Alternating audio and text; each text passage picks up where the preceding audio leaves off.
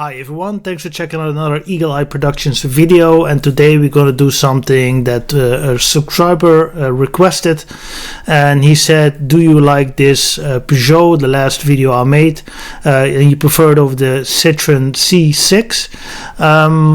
No, I don't. I think the Peugeot is more beautiful. Actually, I don't like the weird styling of the Citroen, but the Citroen is probably maybe even a more comfortable car because of the hydraulic suspension, and it's also kind of the last of the Mohicans when it came to the French cars, because after this they didn't really try to attempt to rival the German competitors anymore within Europe.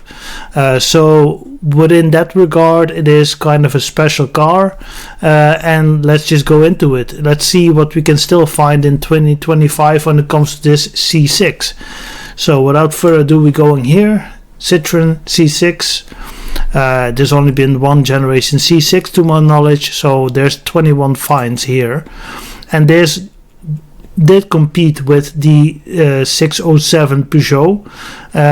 They also had V6s, they also had plenty diesels, but let's go for the most expensive one, a 2006, so right around the same time as the Peugeot actually. You could consider this to some regards as the modern day equivalent of the Cadillac, but then European style. It's very comfortable. It's a little bit the styling of it, personally I don't like it. It's too much for me, for my taste. But when you are a certain guy that made it in life and you don't really care and you want to drive something else than, you know, just a boring E-Class or a 5 Series that everyone has, you can go for something like this, and you drive lots of miles. They have great diesels, they also have great petrol units. I believe this is 3-liter V6, 2006. Let's go back, close to 21k. That's quite a lot, to be honest. But again, this car is, you know, for long distance cruising, it's made for this. There's an automatic gearbox, but styling wise, and that's also one of the reasons I don't really review a lot of French cars. It's just a personal preference of mine. I don't like them. Okay, I don't like the styling, I don't like the way they're built, to be honest. They have many issues. The diesels are great because French people are very good at creating good durable diesels, because also most of the people, I think 80% of all car owners in France drive a diesel, so that's why they're good. They have to be good, but other than that, I'm not really into this. I'm not really digging the style. I don't. It looks like a whale, you know. But I'm sure it's a good car. I'm sure it's a comfortable car, and I'm sure the driver or the one that sit in the back seat can really enjoy the characteristics and you know what the car intend to do. It will probably do very good. Let's check some specifications. Just a second. Yes, so we are talking about a 6-speed automatic 3-liter V6. It was imported. And it was imported, okay, now it's 2 years ago almost, but sorry. So it was imported the 1st of May 2023. Still a couple of months. It's road legal because in May it needs to be tested again. It's a Euro 4 specification when it comes to the emissions. Yes, let's see.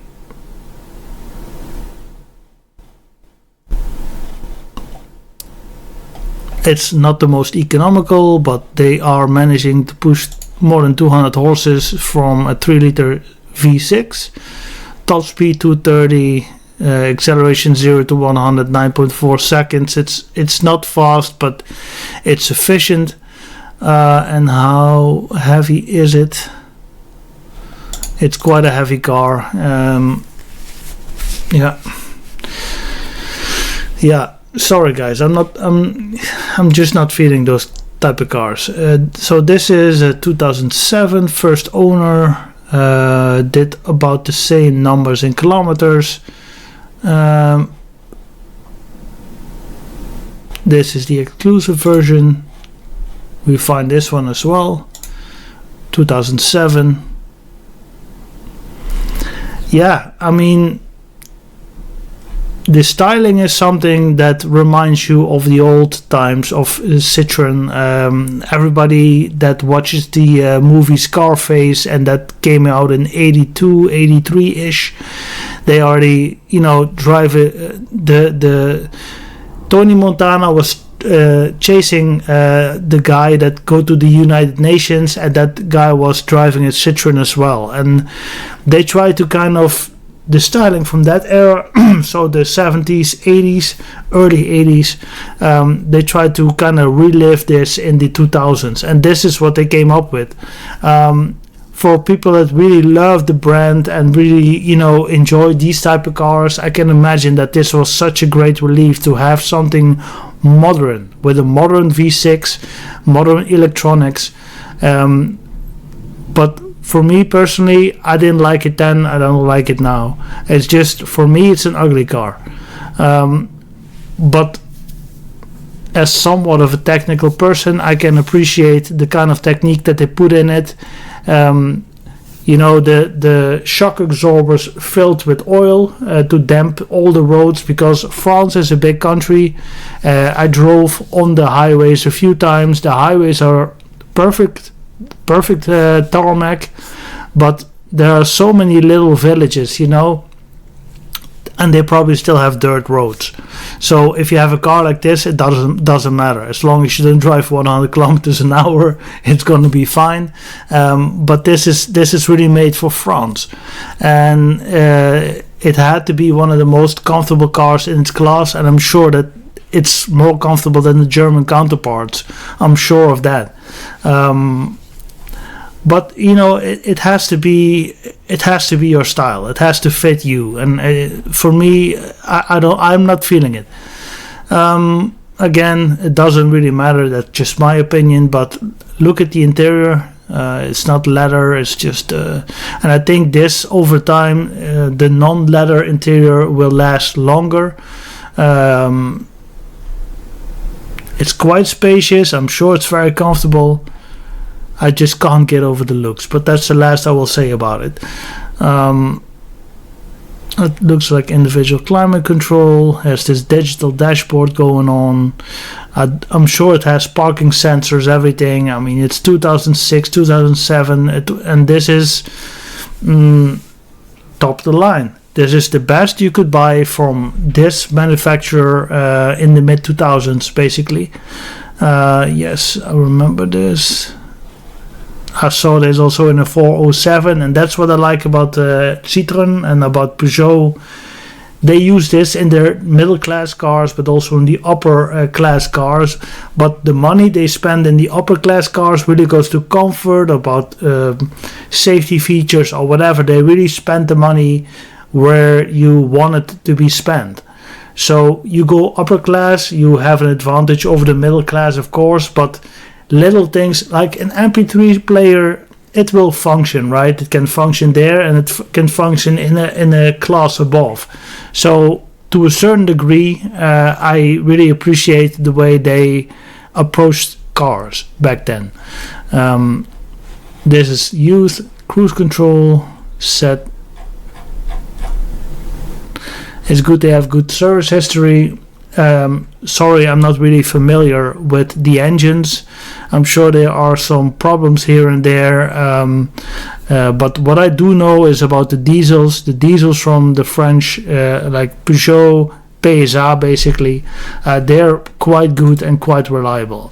If I, for instance, had to drive for the next 2 years 100,000 kilometers a year, and I want cheap transportation, I would go for Peugeot diesel or something like that, because they're comfortable and their diesel engines are quite reliable. So I would go for that, Speaking about diesel, here we have a diesel from 2007, the 2.7. HDIF V6, so almost 3-liter V6 diesel. I'm sure this is a great car to cruise Europe, to explore Europe. I'm not going to mention its appearance no more. That's really, you know, in the eye of the beholder, so to speak. But I'm sure it's a good car. It's probably even better than the Peugeot, but yeah.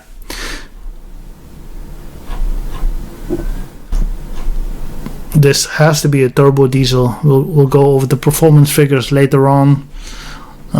It's a rare car. I mean, even within France, this car, you don't see them that often. It's really for high executives or government officials or something like that, because it was quite expensive compared to what a 407 would cost, for instance. But that's a Peugeot, and the C5, which now, I mean, if you follow the internet, and we have a channel that we call Dutch Riders, they bought one for, let's say, 300, 400, 500 euros, and they wrecked it in an afternoon, because nobody cares, especially when it's a diesel. These cars are our write-off, but that has to do with our tax climate and our rules and regulations. But again, if you have this type of car, a C5 with a HDI diesel engine, and you need to drive 100,000 kilometers for the next year, I don't think you can do it any cheaper. You know, if this is just a car for a certain job or for a certain assignment that you need to drive lots of kilometers and you can get it back from your employer, I would look really hard at a Citroen or a Peugeot, actually. And especially nowadays in 2025, when we talk about diesels here in Europe, I would definitely look at it hard. French diesels, again, they're quite reliable, and the cars, you know, they're dirt cheap. So look at the service history, take a test drive, see how it rides. And again, if you need it's now January, let's say you need a car on a daily basis and you drive 300 kilometers a day until the end of this year, I would go for a French car. I would not even look at an old Mercedes-Benz diesel, because it's way more expensive, parts are more expensive, maintenance is more expensive. Yeah, you have a different car that probably makes you feel different, but if you use a car as a utility just to get you from A to B, then I would not even look at the German cars, you know. Hope I make myself clear in that respect. And here, if you need to bring some friends along, or you still use it, you know, you go to a different city. Let's say, for instance, you drive from the Netherlands to Berlin or to Munich or something like that, and you bring 2 people along. They can sit comfortably here for hours. It's no problem. And you just use the car what it's intended to be, and you don't really care what the value will be at the end of the assignment, basically. Otherwise, you just scrap it and put it somewhere if you have place. You know, because to a certain degree, this might be a future classic. I'm not really sure. Again, I'm not the right person to speak to when it comes to these type of cars, but they will never build cars like this before, no more from France. It's just not happening anymore, because there's no money in that segment. Everybody goes for the Germans or the Japanese, or, you know, maybe even something else. What the French are well known for the last 10 years is making affordable cars that are quite durable for the first 5 to 10 years at most. And then it really depends on how the driver used it. That he does all his services. Does he make sure that the car warms up before he, you know, tries to extract the power from it? It really depends. But these type of cars, there's, you know, I think the French gave up. You know, because there's no money in this segment. Also, this car, I'm not sure what it was new, but I'm sure it would rival a 5 Series or an E-Class. Still, this was cheaper just to make sure that some people bought it. But it wasn't a cheap car, and people thought if I spent 5 to 10k more, I would have an E-Class, I would have a Mercedes, I would have a BMW. In this kind of racket, when it comes to cars, and exactly the executive level, it really matters what kind of badge you are rocking, and that's just what it is. Moving on, let's see, what can we find? original Dutch. You see, we pay extra for that. And why is that? Because we can trace back all the service history, where it comes from, because apparently when you import it from France or from Germany, you're lucky if the previous owner said, okay, here I have all the service history, give this to the new owner. Not many people think like that. Only people that really appreciate cars think like that, and don't expect that to happen, to be honest. So this is also, let's see, hydraulische vering. Hydraulisch means, it's oil pressure based. Let's see if I can show you something. Vering.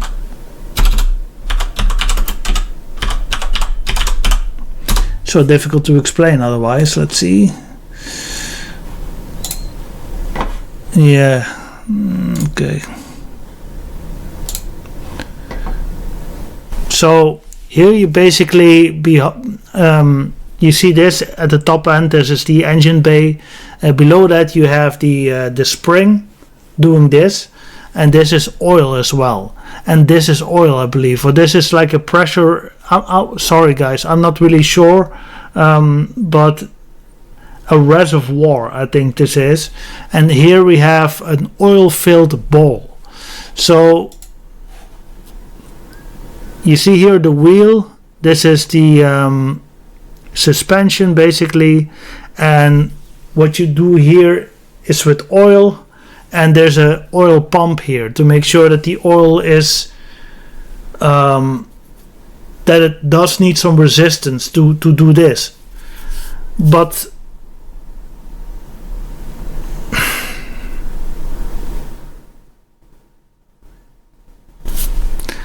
I'm not sure what else to say, but this is a very sophisticated manner, and they already did this in the 60s and the 70s, I believe,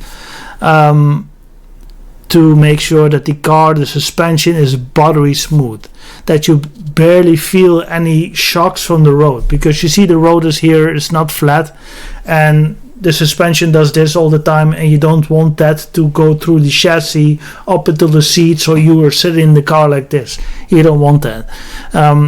And with hydraulics, so oil pressure, basically you keep the chassis flat, and all the vibrations are under the chassis, so you don't feel it. You're gloating over the road, and that's what makes these cars great. And this is also one of the big reasons that the car has such a big fan base. So they also have this one, that's why they say it. Car is close to 13k. It's a 2007 as well. I think that's, we have to go back to this. I'm sorry guys, we're just gonna show you all. As you can tell, I'm not really familiar with these type of cars. Yes, this is the car I was talking about. This is the Scarface car, right? This is what I'm talking about. Yeah, exactly. If you saw the movie, then you know this is the DS, and that car was produced between 55, mind you, and so that's like 10 years after the Second World War. They already made this kind of cars. So I'm not knocking the French for their ability to create some great cars. Styling wise, I'm not feeling it, but from a technological standpoint or engineering standpoint, I can appreciate these type of cars. So we have to go and find its successor. Is it mentioned here? Yes, this is C6. Yes, and this is from the 70s to the 90s. Horrible looking, but probably, and this is the XM. I remember this driving around in the 90s, the late 80s, also by Bertoni. So they really got the Italian designer to make this appealing, actually. It does have its charm. It's really late 80s, early 90s, which personally I love that small number of years put back together. Let's see, and then we have the C5 and the C6. So this is what we're talking about. Okay, in China it was produced until 2016. They also like that, but let's see. production 2005, 2012. So the variants that I was reviewing 2007, they were actually early production models. And that's how you got to review a car like this. You got to do your research, which I didn't do. So I'll do it for you now. All right. Clean interior, looks like a spaceship. I'm sure the car grows on you. When I look at it like this, it is something special. And again, they don't make these type of cars no more. So let's go back. This is also a diesel. Didn't do much kilometers yet. It looks quite clean. I like it in black actually. Nice chrome tips here. Plenty of space. They also use this as cabs here in the Netherlands. They did for a number of years. Again, the diesels are quite reliable. They are workhorses, definitely. You see, this could be a 407 as well. Peugeot spent money where money is meant to be spent, so to speak. So, you know, the suspension, the insulation, and that's all good. Especially when you have to compete with the Germans, for instance, because they own the segment for so long already. But this is kind of the last attempt to kind of, you know, change the tide, so to speak. Let's just go one more car and then we are over with this video. Let's see, 2.2 diesel, 2.6. It's a young timer, they already say. Something that really catches my eye. Okay, there's not much to choose from. This one looks nice. 2006. I'm sure it can grow on you. This is also a petrol powered unit, the V6. Yeah, it is a young timer right now, so you know it's yeah, what, it's 19 years old this year, right? I mean, it's crazy.